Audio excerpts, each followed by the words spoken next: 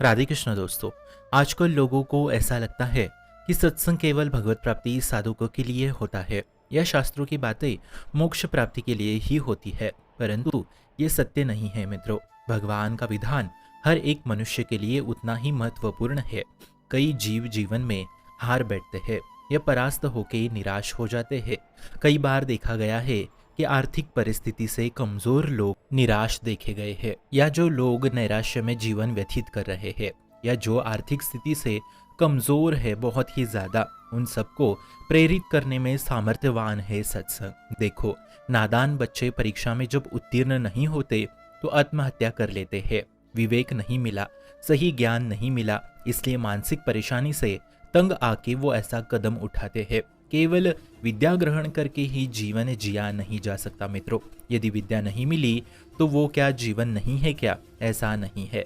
चाहे परिस्थिति कैसी भी हो, जीवन नष्ट करने का अधिकार किसी जीव को नहीं है। किसी कार्य में असफलता मिलने पर जीवन को ही नष्ट कर देना, ये विवेक शास्त्र ज्ञान ना होने के कारण होता है।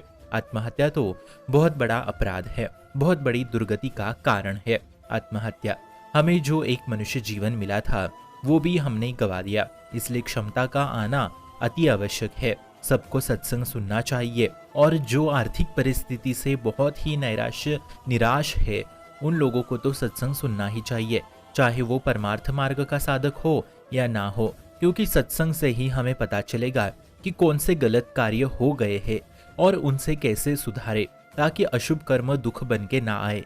इसलिए समाज में जीने के लिए भी सत्संग की आवश्यकता है। आसुरी बुद्धि का नाश करने के लिए सत्संग समर्थ है। ऐसे जीवन में हजारों उदाहरण मिलेंगे जो आत्महत्या अज्ञान के कारण कर लेते हैं। किसान का कर्जा ज्यादा हो गया इसलिए वो आत्महत्या करता है, तो कई व्यापारी का व्यापार नहीं चल रहा इसलिए, तो कहीं एक पागल प्रेमी को प्रेमिका नहीं मिली इसलिए। अपने आप को खत्म करना ये भारी मूर्खता है। प्रभु हर एक शास्त्र में सभी जीवों के लिए उपदेश करते हैं। एकमात्र राक्षसी प्रवृत्ति के कारण हम वो स्वयं को नष्ट करते हैं। मित्रों, ये केवल वैरागी विरक्तों संतों साधकों के लिए प्रवचन होता है, ऐसी बात नहीं है।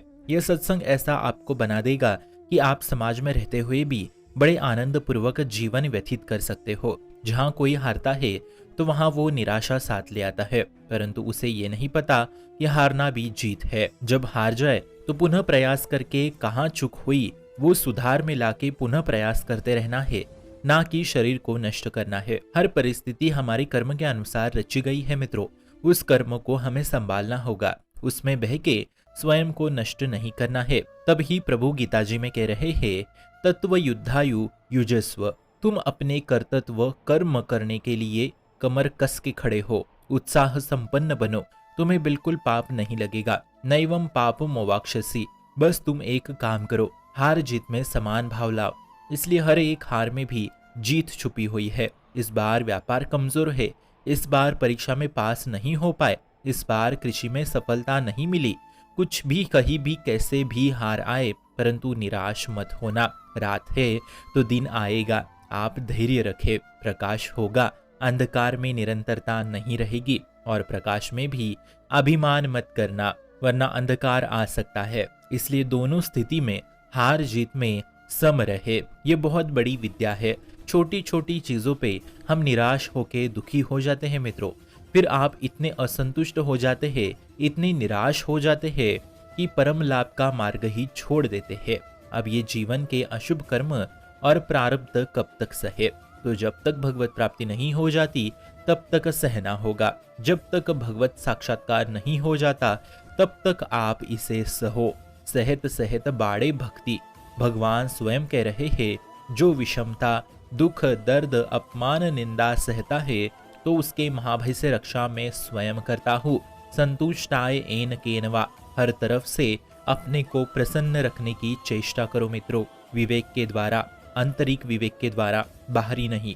फिर कैसे भी परिस्थिति हो, यदि आपने प्रभु को स्वीकार्य किसी भी रूप में किया है तो आप सदैव सदैव प्रसन्न रह सकते हो। शुभम भवतु कल्याणमस्तु।